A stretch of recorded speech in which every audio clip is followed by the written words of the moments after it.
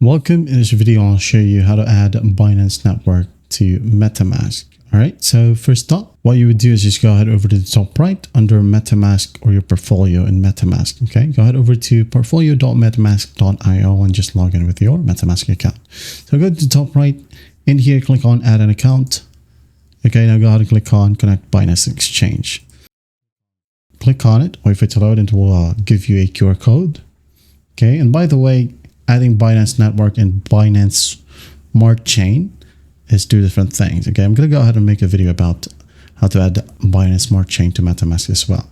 Okay, so open up your Binance mobile app and just scan this QR code to log in. Or you can go ahead and log in via your phone or email. Okay, I'm just going to hit on confirm right here under my mobile device and just wait for it to log me in.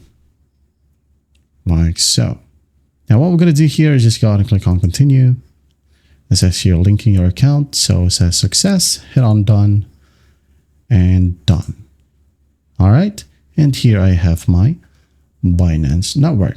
You can go ahead and buy from Binance right here or transfer from Binance. Well, that's how easy it is to add Binance network to MetaMask. I hope this video helps and I'll see you in the next one.